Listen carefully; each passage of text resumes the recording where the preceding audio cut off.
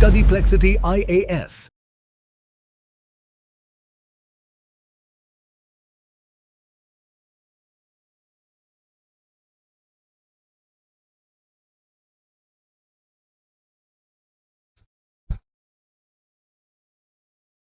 Hello aspirants, welcome to Studyplexity IAS. मेरा नाम है Dheeraj and I am the faculty of Indian polity, governance, social justice and international relations in the UPSC segment of Studyplexity IAS. Already Indian polity की class start हो चुकी है, एक class cover हो चुका है, आप इसे रिकॉर्डेड सेक्शन में देख सकते हैं। इंडियन पॉलिटी की फर्स्ट क्लास में हमने डिस्कस किया था कि संविधान क्या है, व्हाट इज कॉन्स्टिट्यूशन। क्यों संविधान की जरूरत पड़ी आज के दुनिया में, मॉडर्न वर्ल्ड में, संविधान से पहले कानून की जरूरत क्यों पड़ी, ये सब हमने डिस्कस किया था लास्ट क्लास में। कैसे पूरे दुनिया भर में संविधान धीरे धीरे करके इवॉल्व हुआ और कैसे वो इंडिया तक पहुंचा। जब हम इंडिया के कॉन्टेक्स्ट में संविधान की बात करते हैं, उस संविधान की बात करते हैं जो बन करके तैयार हो गया था 1949 में, उसकी जड़ें कहीं ना कहीं 200 साल पुरानी थी।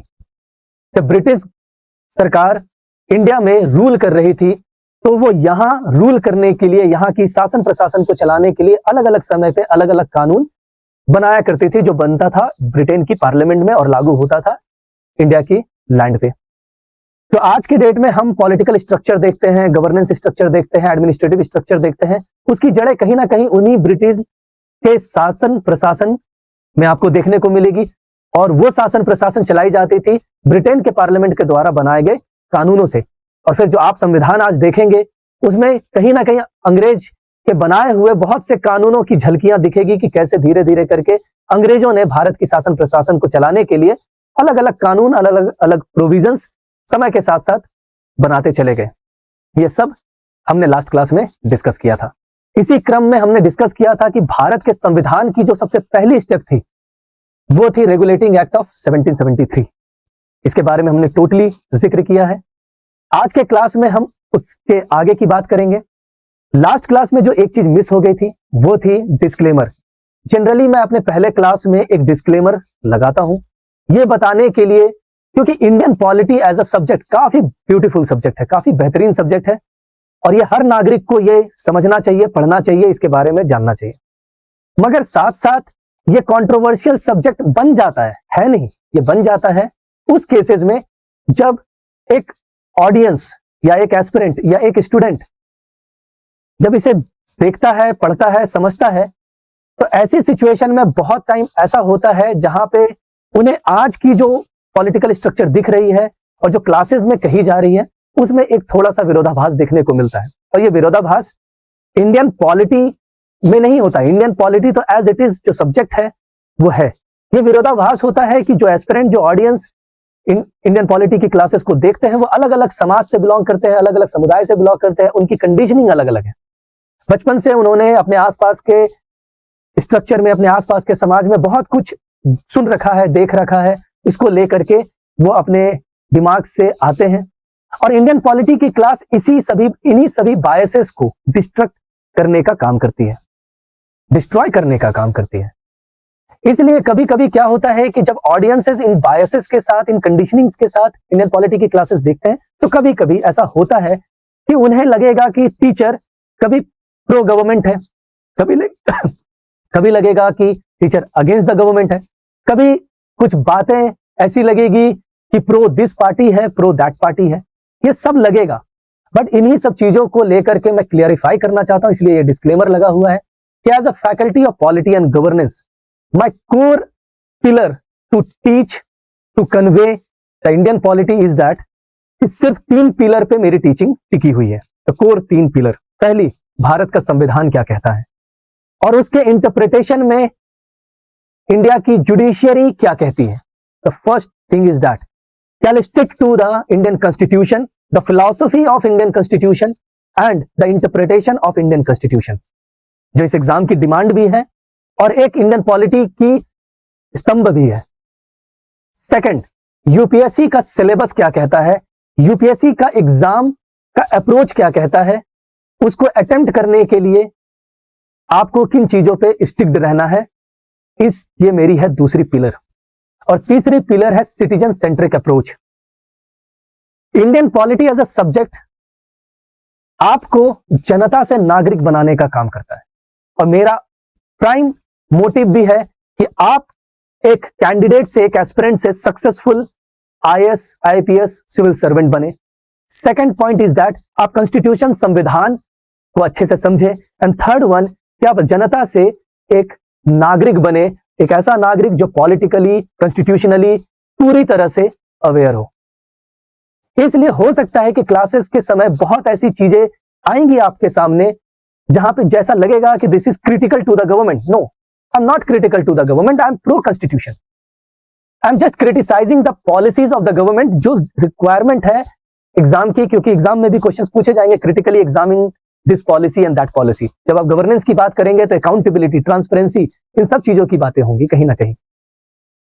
तो ये सब चीजें कभी कभी ऐसा लगेगा, कभी कभी लगेगा कि गवर्नमेंट की पॉलिसीज को सपोर्ट में भी बातें हो रही होगी, तो जो पॉलिसी सही होगी उसकी सपोर्ट में भी बातें होगी। Again, I am not the pro government, I am pro constitution. जो संविधान के रिल्म में सही है वो सामने रखी जाएगी, जो एग्जाम की डिमांड है वो रखी जाएगी। सो बहुत टाइम आपको ऐसा फील होगा कि जो एग्जाम्पल्स कोट किए जा रहे हैं एक ह्यूमरस वे में, एक फनी वे में, वो बस कॉन्स्टिट्यूशन को ध्यान में रखते हुए, यूपीएससी एग्जाम को ध्यान में रखते हुए, क्लास को इंटरेक्टिव बनाने के लिए वो एग्जाम्पल्स दिए जा रहे हैं। इसका कोई अर्थ नहीं है किसी भी समुदाय, किसी उनकी विचारधारा, किसी कल्चर या किसी भी पॉलिटिकल पार्टी की आइडियोलॉजीज के अगेंस्ट जाना। I am doing the my job with the most responsibility के साथ कि I have to stick to the constitution and only to the constitution, and my allegiances are only towards the constitution. वही constitution जिसकी शपथ प्रधानमंत्री से लेकर के हर सरकारी पद पे बैठा हुआ व्यक्ति उसी कॉन्स्टिट्यूशन की शपथ लेता है, क्योंकि उसी को ध्यान में रखकर उन्हें अपना कार्यभार संभालना होता है। And I am also doing that only. चलिए आज की क्लास शुरू करते हैं। ऑलरेडी हमने लास्ट क्लास में बात किया था कि लास्ट क्लास में हमने डिस्कस किया था कि जो रेगुलेटिंग एक्ट है उसमें कहीं ना कहीं बहुत सारे प्रॉब्लम्स थे। रेगुलेटिंग एक्ट लाया गया कंपनी को कंट्रोल करने के लिए। कंपनी और भारत देश में जो पॉलिटिकल एडमिनिस्ट्रेशन है, कमर्शियल एडमिनिस्ट्रेशन है, उसको एक सही तरीके से फ्रेमवर्क में, एक लिमिटेशंस के अंदर ला करके रूल करने के लिए।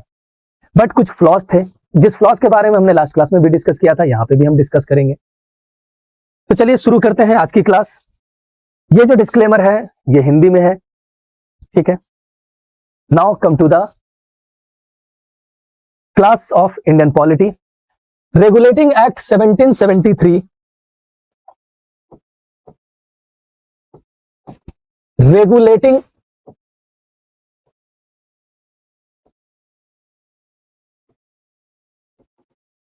एक्ट ऑफ 1773 के तहत कुछ प्रोविजंस थे। उस प्रोविजंस में सबसे इंपॉर्टेंट चीज थी जो कन्फ्लिक्ट का कारण बनती है कि रेगुलेटिंग एक्ट ने दो चीजें क्रिएट कर दी थी। एक थी गवर्नर जनरल ऑफ बंगाल, जिनको एग्जिस्ट करने के लिए थी governor general in council.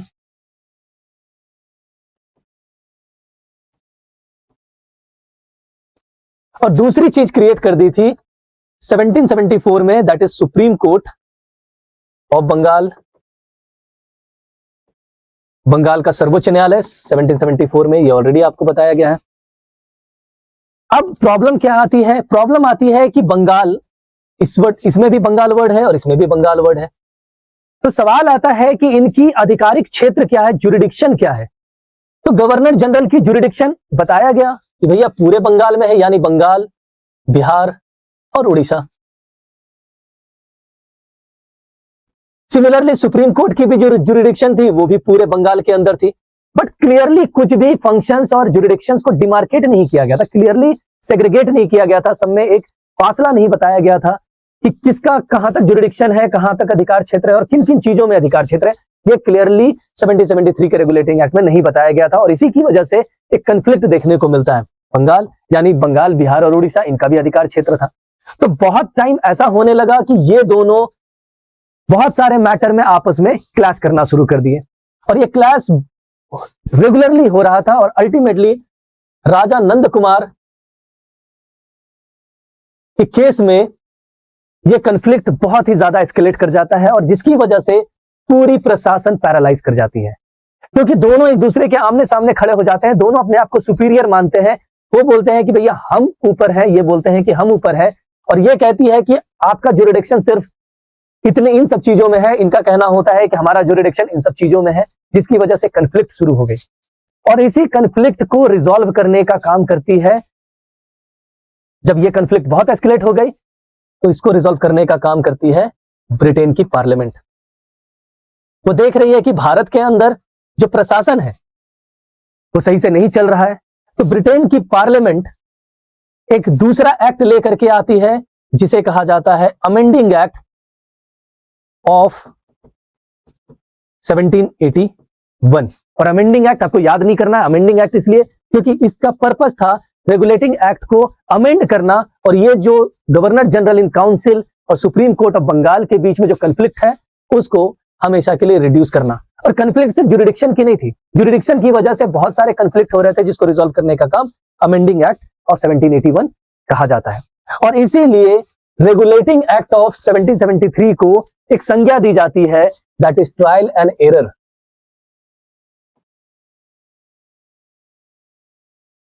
Trial and error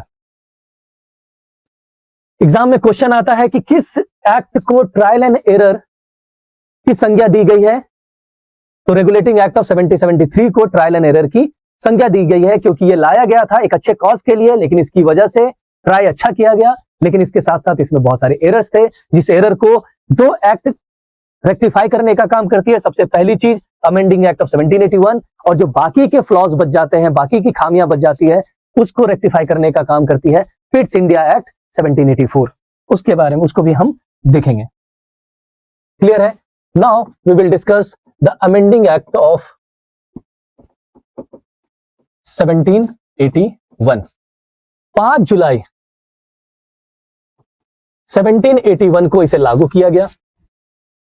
correct, 5 जुलाई 71 को लागू किया गया, और इसे एक दूसरे नाम से भी जाना जाता है, that is declaratory act of 1781। इसकी प्रोविजन समझते हैं कि कैसे इसने गवर्नर जनरल इन काउंसिल और सुप्रीम कोर्ट की जो जुरिडिक्शन है इसको डिमार्केट करने का काम किया, इसको लिमिट करने का काम किया। और ये एक्ट सिर्फ और सिर्फ सुप्रीम कोर्ट और गवर्नर जनरल इन काउंसिल के बीच में जो कन्फ्लिक्ट थी इसको रिजॉल्व करने का काम करती है, ना कि पूरी तरह से जो रेगुलेटिंग एक्ट ऑफ 1773 थी उसको सुधारने का काम करती है। क्लियर है? तो सबसे पहली चीज करी गई भैया, अधिकार क्षेत्र डिसाइड किया गया, जुरिडिक्शन क्लियरिफाई करेगी। सबसे पहली चीज इस एक्ट ने किया, और इस एक्ट ने जुरिडिक्शन में सुप्रीम कोर्ट की जो पावर थी, सुप्रीम कोर्ट की जो जुरिडिक्शन थी, उसको लिमिट कर दिया। इसको कहा गया कि आपकी जो जुरिडिक्शन है वो बंगाल में नहीं है, आपकी जुरिडिक्शन पूरे बंगाल में नहीं है, आपकी जुरिडिक्शन सिर्फ और सिर्फ प्रेसिडेंसी ऑफ कैलकाटा तक है।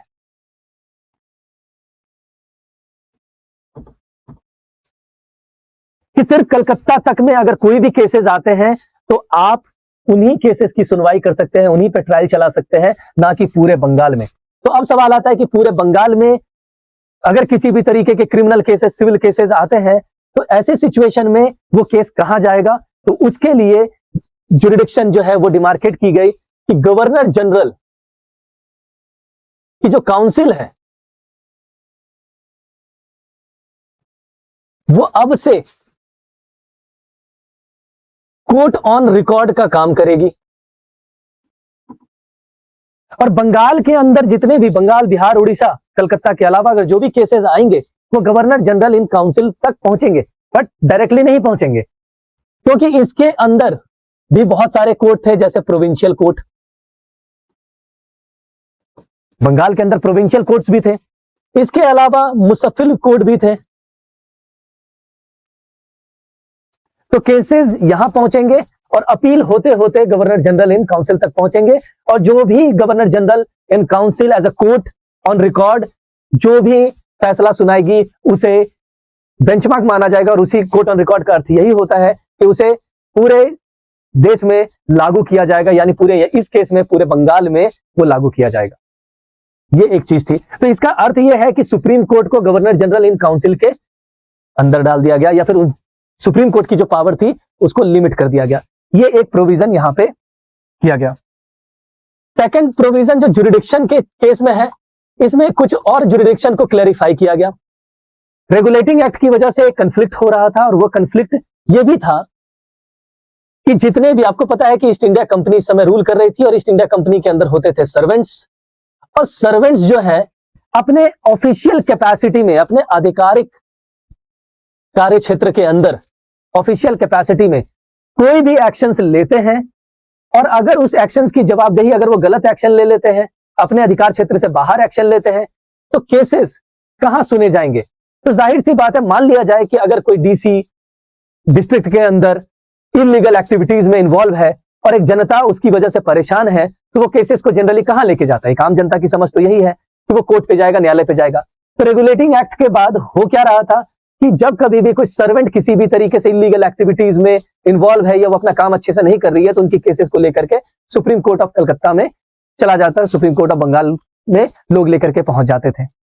इसकी वजह से क्या कंफ्लिक्ट हो रही थी कि सुप्रीम कोर्ट जब इन सर्वेंट्स पे ट्रायल शुरू करते थे, तो गवर्नर जनरल इन काउंसिल उसको ऑब्जेक्ट करती थी। उनका कहना था कि ईस्ट इंडिया कंपनी के जो एम्प्लॉयज हैं, उनकी जुरिडिक्शन हमारे पास है, वो जो भी अपने ऑफिशियल कैपेसिटी में एक्ट कर रहे हैं, उनकी सुनवाई या तो कंपनी करेगी अपनी ऑफिशियल कैपेसिटी में, या फिर गवर्नर जनरल इन काउंसिल करेगी, ना कि सुप्रीम कोर्ट करेगी। इसकी वजह से जनता भी त्राही त्राही कर रही है और उनको इंसाफ नहीं मिल रहा है। तो यहां पे यह चीज क्लैरिफाई किया गया कि जो भी सर्वेंट होंगे और अपनी ऑफिशियल कैपेसिटी में कोई भी एक्शंस लेंगे, कोई भी डिसीजन लेंगे, उनको ट्रायल करने का काम करेगा कौन? Governor general in council. जो परिषद है गवर्नर जनरल की, वो इनको ट्रायल करने का काम करेगी। तो ये भी एक क्लैरिफाई कर दिया गया। तीसरी चीज करी गई जुरिडिक्शन के फील्ड में कि जो जमींदार वर्ग होंगे, जो टैक्स कलेक्शन का काम करते हैं, या फिर जो टैक्स कलेक्टर होंगे, revenue collectors,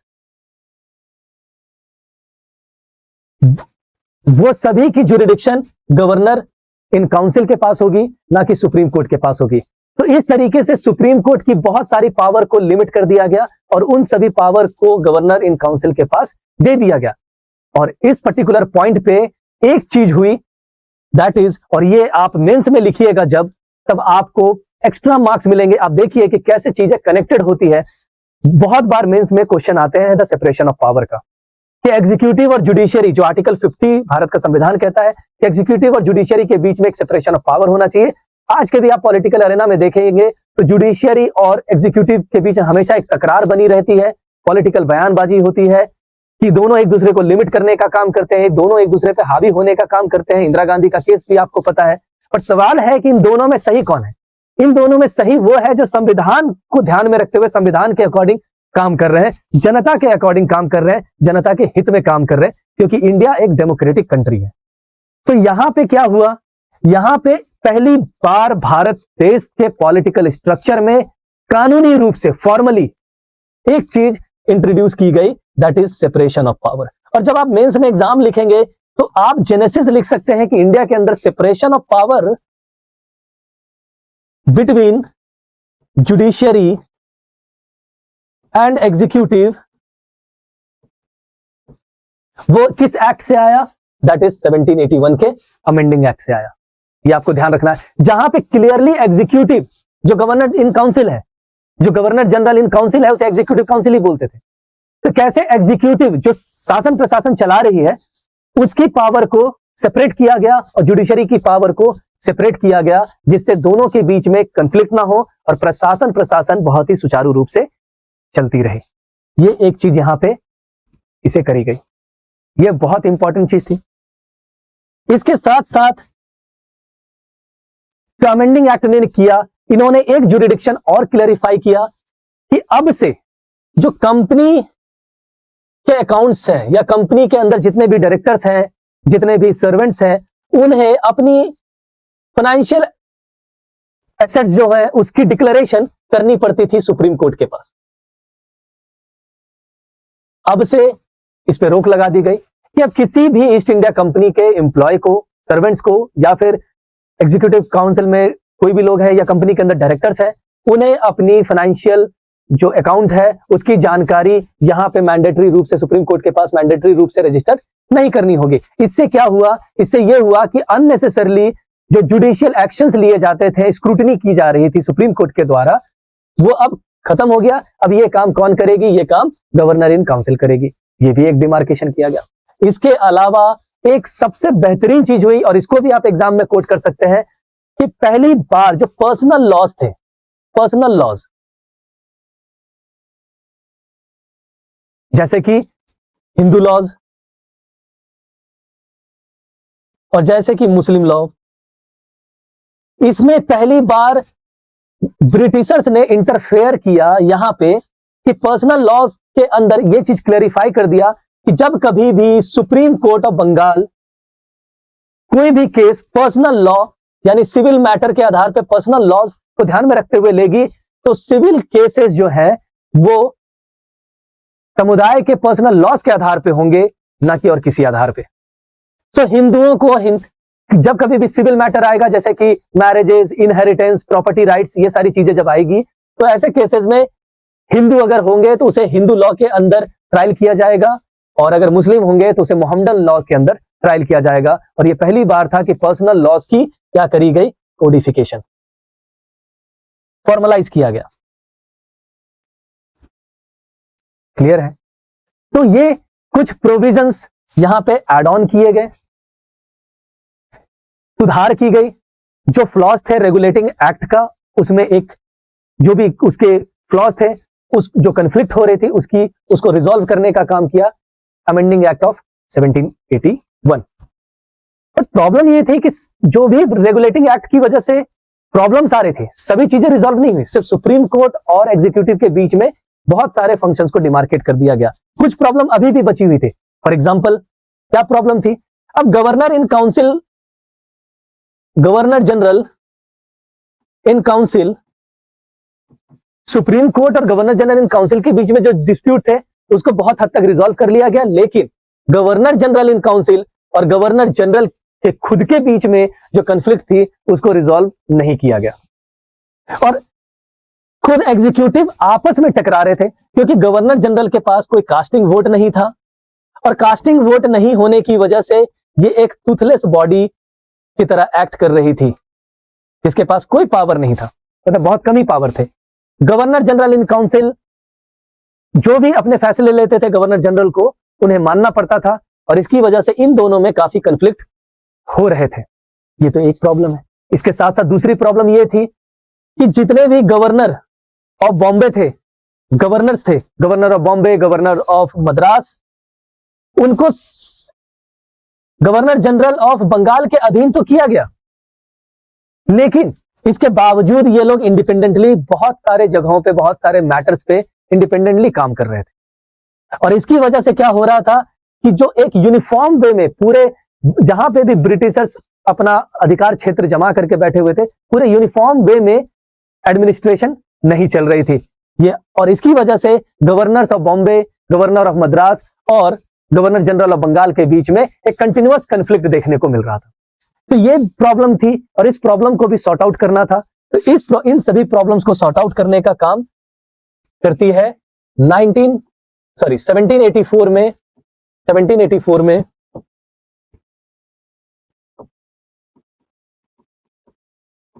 Pitt's India act,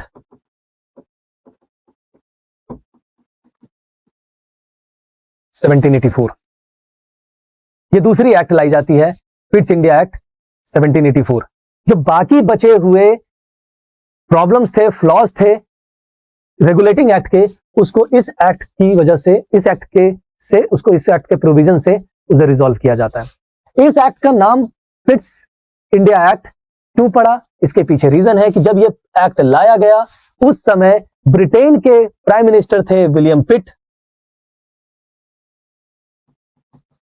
और इस कानून को, इस बिल को इन्होंने ही पेश किया था, इसलिए उन्हीं के नाम पे इस एक्ट का नाम रखा गया पिट्स इंडिया एक्ट 1784।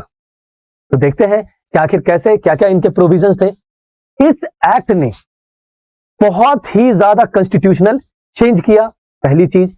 दूसरी चीज जो इस एक्ट की वजह से हुई, जो सेंट्रलाइजेशन ऑफ पावर था, जैसे गवर्नर ऑफ बॉम्बे और गवर्नर ऑफ मद्रास, इसको फुल्ली सेंट्रलाइज करने का काम करना शुरू किया। एक बहुत हद तक इसको और सेंट्रलाइज किया गया, इन गवर्नर से बहुत सारी चीजों की शक्तियां छीन करके, और फाइनल फुल सेंट्रलाइजेशन आगे चल करके होगा। बट यहां पे एक बहुत हद तक जो गवर्नर ऑफ बॉम्बे और governor of Madras independently work कर रहे थे, उसको लिमिट करने का काम करती है ये पर्टिकुलर एक्ट। लेकिन उससे पहले ये सबसे बड़ी चीज क्या करती है, ये करती है कि एक डुअल कंट्रोल, भारत के शासन प्रशासन में एक डुअल कंट्रोल की सिस्टम को एस्टैब्लिश करती है। डुअल कंट्रोल ऑफ सिस्टम, जिसे कहा जाता है द्वैध शासन। द्वैध शासन, इस डुअल कंट्रोल का अर्थ यह है, ये रॉबर्ट क्लाइव की जो डुअल गवर्नमेंट थी उससे काफी अलग है। रॉबर्ट क्लाइव क्या कर रहे थे, रेवेन्यू यानी दीवानी और निजामत, ये दोनों जो प्रशासन है इसको अलग रखे हुए थे। दीवानी राइट अंग्रेजों के पास थी, निजामत राइट जो वहां के नवाब थे उनके पास थी, उससे ये अलग है। ये पहली बार ऐसा हुआ कि डायरेक्टली इंटरफेरेंस हुई ब्रिटेन की क्राउन का भारत के शासन प्रशासन में, एडमिनिस्ट्रेशन में। कैसे, एक बॉडी की स्टैब्लिशमेंट करी गई, दैट बॉडी का नाम है बोर्ड ऑफ कंट्रोल।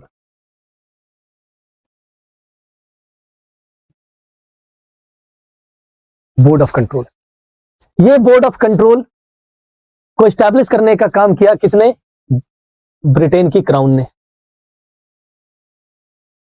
तो अब भारत की शासन प्रशासन दो लोग हैंडल करेगी, एक तो ब्रिटेन की क्राउन और दूसरा ईस्ट इंडिया कंपनी। अभी तक कंपनी यहां की शासन प्रशासन चला रही थी और अब इसे चलाने का काम करेगी ब्रिटेन की पार्लियामेंट और ईस्ट इंडिया कंपनी। ब्रिटेन की पार्लियामेंट ने बोर्ड ऑफ कंट्रोल स्टैब्लिश किया और ये डायरेक्टली रिपोर्ट करेंगे किसको, ब्रिटेन की क्राउन को। बोर्ड ऑफ कंट्रोल के अंदर टोटल कितने मेंबर्स थे, 6 मेंबर्स, जिसमें से मेंबर है chancellor of exchequer, chancellor of the exchequer, कि जितने भी जो खजाने हैं रेवेन्यू उसके चांसलर, ये पहला मेंबर है। दूसरा मेंबर है सेक्रेटरी ऑफ द स्टेट, ये दूसरे मेंबर हैं।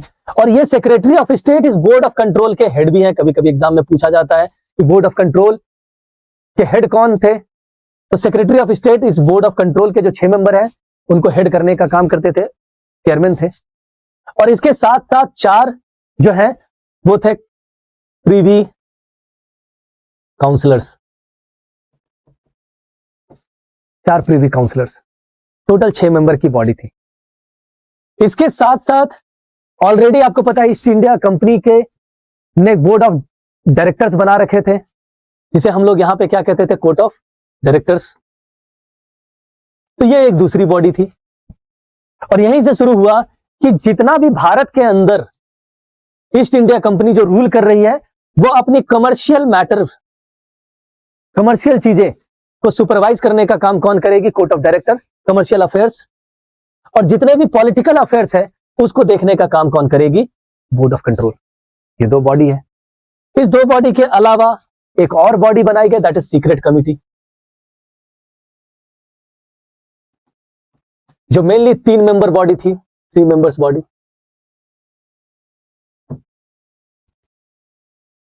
क्लियर है? इस 3 मेंबर्स बॉडी में जो तीनों मेंबर है वो कहां से बिलोंग करते थे, वो कोर्ट ऑफ डायरेक्टर्स जो थे उन्हीं के 3 मेंबर्स होते थे। और इनका काम था, सीक्रेट कमिटी ये था कि ईस्ट इंडिया कंपनी के अंदर भी जो भी बोर्ड ऑफ कंट्रोल कानून बना रहे हैं पॉलिटिकल अफेयर्स के लिए, उसको ये 3 मेंबर एनालाइज करेंगे, उसको इंप्लीमेंट करेंगे और कंपनी जो भी काम करेगी वो इन कानूनों के से अलाइंड होनी चाहिए, सिंक में होना चाहिए। इसलिए ये सीक्रेट कमिटी का गठन किया गया। इस सीक्रेट कमिटी का काम यह भी था कि कंपनी के अंदर क्या चल रहा है उसकी जानकारियां बोर्ड ऑफ कंट्रोल को पहुंचाए। और यहीं से शुरू होता है डुअल कंट्रोल यानी dual government in the administration of India. Political administration के लिए बोर्ड ऑफ कंट्रोल और कमर्शियल एडमिनिस्ट्रेशन के लिए कोर्ट ऑफ डायरेक्टर्स। क्लियर है? इसके बाद जो प्रॉब्लम्स थी, क्या प्रॉब्लम थी? गवर्नर जनरल और गवर्नर इन काउंसिल के बीच में जो कंफ्लिक्ट था, इसको भी रिजॉल्व करने का काम ये एक्ट करती है। तो इसका नेक्स्ट प्रोविजन क्या है कि इसने जो गवर्नर जनरल इन काउंसिल है, जो एग्जीक्यूटिव काउंसिल थी, कार्यकारी परिषद, इसमें टोटल 4 मेंबर थे और 4 मेंबर में हमेशा टाई हो जाती थी। इसको रिजॉल्व करने के लिए इसके मेंबर्स को घटा करके कितना कर दिया गया? 3 मेंबर। कि अब जब कभी भी कोई भी बिल पास हो या कोई भी लॉ टेबल किया जाएगा तो 3 में से 2:1 का क्लॉज आ जाएगा। और कभी भी डेडलॉक की सिचुएशन होगी तो गवर्नर जनरल को एक एक्स्ट्रा पावर दिया गया, गवर्नर जनरल को, कि उनके पास होगी कास्टिंग वोट, कि वो कास्टिंग वोट से ये तय कर सकते हैं कि कौन सा कानून पारित होगा या नहीं होगा। कास्टिंग वोट का अधिकार मिला गया।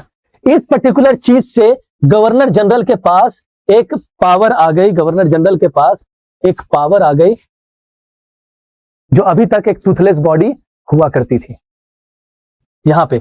और गवर्नर जनरल में जो काउंसिल में 3 मेंबर थे, इस 3 मेंबर में से एक मेंबर को एक्सप्लिसिटली ये डिक्लेयर किया गया कि एक मेंबर जो होंगे वो कमांडर इन चीफ होंगे, सेना के सेनापति। 2 अलग मेंबर होंगे लेकिन एक मेंबर जो होंगे वो कौन होंगे? Commander in chief. इसका पर्पस ये था कि जो सिविल प्रशासन है, सिविल मैटर, और जो मिलिट्री एडमिनिस्ट्रेशन है, दोनों पॉलिटिकल अफेयर का पार्ट है।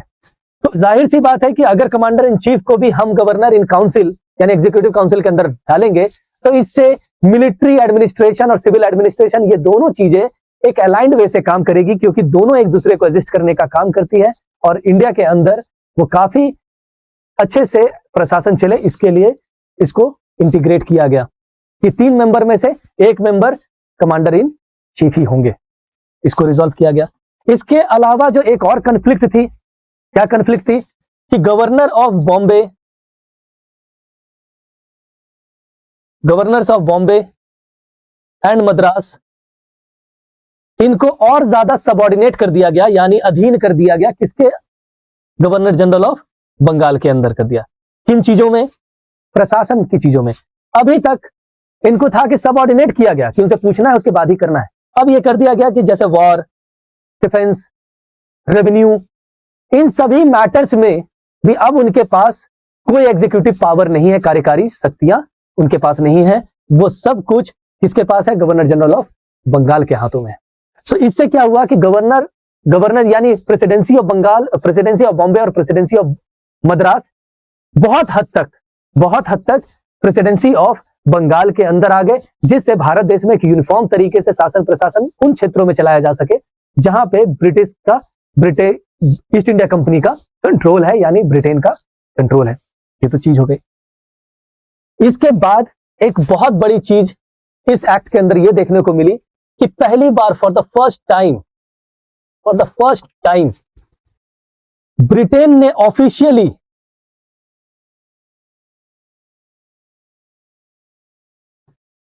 भारत के अंदर जितने भी ईस्ट इंडिया कंपनी के कंट्रोल में जो लैंड्स थी या क्षेत्र थे या एरियाज थे, उसको पहली बार क्या कह के बुलाया? British possession in India. और यह बहुत ही लैंडमार्क है। कभी एग्जाम में क्वेश्चन आ जाए कि वो कौन सा कानून था या वो कौन सा समय था जिस समय अंग्रेजों ने भारत को गुलाम बनाया। तो गुलाम तो बना चुका है, क्योंकि कहीं ना कहीं जब आपने अपने सरकार की पावर, यहां पे कानून बनाने की पावर अंग्रेजों को दे रखी है, तो इसका मतलब है कि वो भारत अधीन हो चुका है। लेकिन यहां पे ये कहा गया कि ब्रिटिश पोजीशन मतलब ब्रिटेन की क्राउन का पोजीशन है, उसके अधीन है इंडिया, तो ब्रिटिश पोजीशन इन इंडिया। और यह भी कहा गया कि जब कभी भी ईस्ट इंडिया कंपनी वॉर के थ्रू या किसी भी संधि के थ्रू कोई भी एरिया एक्वायर करेगी, वो ब्रिटिश पोजीशन का हिस्सा बन जाएगी। सो दैट मीन्स कि इंडिया का बहुत हद तक एरिया अब किसके अंदर आ चुका है? ब्रिटेन के अंदर। और जिसकी शासन प्रशासन चलाने की जिम्मेदारी किसकी है? ब्रिटेन की है। तो ये इस एक्ट में देखा गया। इसके साथ साथ अब से एक स्क्रूटनी भी स्टार्ट की गई, दैट इज कि जितने भी ईस्ट इंडिया कंपनी के सर्वेंट्स होंगे वो 2 मंथ अपनी ज्वाइनिंग डेट से 2 मंथ के अंदर अपनी सभी फाइनेंशियल एसेट्स, जितने भी एसेट्स हैं उनके पास, संपत्तियां हैं, चाहे वो इंडिया में हो या ब्रिटेन में हो, उसका विवरण देना पड़ेगा, उसकी विवरण जमा करनी पड़ेगी, जिससे ये पता चल सके कि एक सर्वेंट इंडिया में ज्वाइन करने के बाद क्या अपने आय से ज्यादा पैसे कमा रहा है, और अगर कमा रहा है तो इसका मतलब है कि वो या तो ब्राइबरी ले रहा है यानी घूस ले रहा है, या फिर किसी करप्शन एक्टिविटीज में इन्वॉल्व है, या फिर वो गिफ्ट कलेक्ट कर रहा है। ये सब चीज करना बैन है, और अगर ऐसा पाया जाता है तो ऐसे सर्वेंट्स पे हेवी पेनल्टीज इंपोज किया जाएगा, हेवी पेनल्टीज इंपोज किया जाएगा। ये चीज बोली गई, क्लियर है। सो यहां पे आप देख रहे होंगे कि जो भी रेगुलेटिंग एक्ट के अंदर जो एक फ्लॉज थे, सिस्टमेटिक फ्लॉज था, जिसे हमने ट्रायल एंड एरर की संज्ञा दी थी रेगुलेटिंग एक्ट को, उसको अमेंडिंग एक्ट ऑफ 1781 के तहत कुछ सुधार किए गए, और बाकी के जो सुधार हैं वो यहां किए गए। दूसरा कि सेंट्रलाइजेशन, केंद्रीकरण,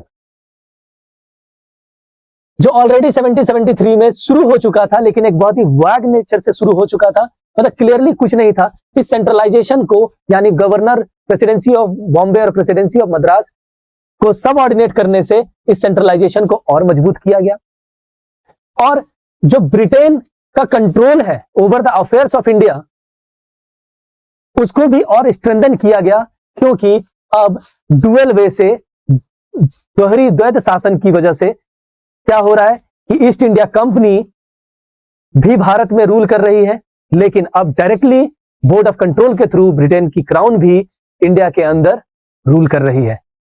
ये दो डेवलपमेंट बहुत ही बड़ी थी, मगर इसमें भी बहुत सारे फ्लॉज थे। मेजर फ्लॉज ये था कि इस पर्टिकुलर एक्ट को लागू करने के बाद जो वारन हेस्टिंग थे, जो 1773 में यहां के गवर्नर जनरल बनते हैं और कब तक यहां पे रहते हैं, 1785 तक, वो इस एक्ट के लागू होने के बाद रिजाइन कर देते हैं।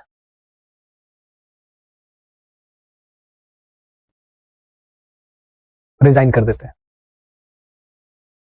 और कोई भी गवर्नर जनरल बनना नहीं चाह रहा था, क्योंकि यहां पे बहुत सारे प्रॉब्लम्स भी थे, बहुत सारी चीजों में उनको पावर्स भी नहीं थी, और बहुत स्ट्रिक्ट लॉज थे कि हेवी पेनल्टीज इंपोज किया जाएगा, उनको चार्ज किया जाएगा। तो ऐसे सिचुएशन में एक प्रेशर था कहीं ना कहीं ब्रिटेन की पार्लियामेंट के द्वारा गवर्नर जनरल के ऊपर, इस वजह से कोई भी व्यक्ति गवर्नर जनरल की पोस्ट को एक्वायर नहीं करना चाह रहा था इस समय में। और इसीलिए आगे चल करके जो भी ईस्ट इंडिया एक्ट के जो फ्लॉज थे, जो कमियां रह गई थी, जो खामियां रह गई थी, इसको सुधारने का काम किया जाता है एक दूसरे एक्ट से, और वो एक्ट लाना पड़ा, वो एक्ट यूं ही आया नहीं, उस एक्ट को लाना पड़ा। That is called the act of settlement of 1786। 1786 के सेटलमेंट एक्ट, जिसे बंदोबस्ती कानून भी कहा जाता है, उसको लाने के पीछे का पर्पस ये था कि जो गवर्नर जनरल को यहां नहीं बनना चाहते थे, तो उस समय लॉर्ड कॉर्नवालिस को यह कहा गया कि आप गवर्नर जनरल बनिए, लेकिन उन्होंने शर्तें रख दी। उन्होंने क्या शर्तें रखी? उन्होंने 2 शर्तें रखी। पहली शर्त थी कि हम भारत देश का गवर्नर जनरल तभी बनेंगे जब हमारे पास वीटो पावर होगा स्पेशल सर्कमस्टांसेस में। दैट मींस कि अगर गवर्नर इन काउंसिल 3:2 के वोट से कोई भी बिल, कोई भी एक्ट, कोई भी चीज, कोई भी कानून, कोई भी रूल्स और रेगुलेशन पारित भी कर दे, तो गवर्नर जनरल और बंगाल के पास ये शक्तियां होगी कि वो उसे खारिज भी कर सके। That is called veto power. और आप यहीं से समझ रहे होंगे कि भारत देश के अंदर जो राष्ट्रपति के पास वीटो पावर होती है, वो एग्जैक्टली उसकी जेनेसिस कहां है? तो उसकी जेनेसिस है एक्ट ऑफ सेटलमेंट 1786 के अंदर। पहली शर्त उन्होंने ये रखी। दूसरी शर्त उन्होंने ये रखी, क्योंकि वो एक मिलिट्री बैकग्राउंड से बिलोंग करते थे, तो उन्होंने ये कहा कि हम गवर्नर जनरल का जो पोस्ट है तभी एक्सेप्ट करेंगे जब हम कमांडर इन चीफ भी बनेंगे। ये दो चीज इन्होंने डिमांड करी और इनकी ही डिमांड को फुलफिल किया गया एक्ट ऑफ सेटलमेंट 1786 के द्वारा। तो अगले क्लास में हम देखेंगे एक्ट ऑफ सेटलमेंट और उसके बाद फिर हम देखेंगे चार्टर एक्ट ऑफ 1793 को और एंड सो ऑन। आज की क्लास यहां पे ही। अगर कोई भी डाउट है तो आप हमें बता सकते हैं, कमेंट सेक्शन में बता सकते हैं और आप चैट बॉक्स के थ्रू भी हमें कन्वे कर सकते हैं। ठीक है, चलिए मिलते हैं नेक्स्ट क्लास में। Thank you.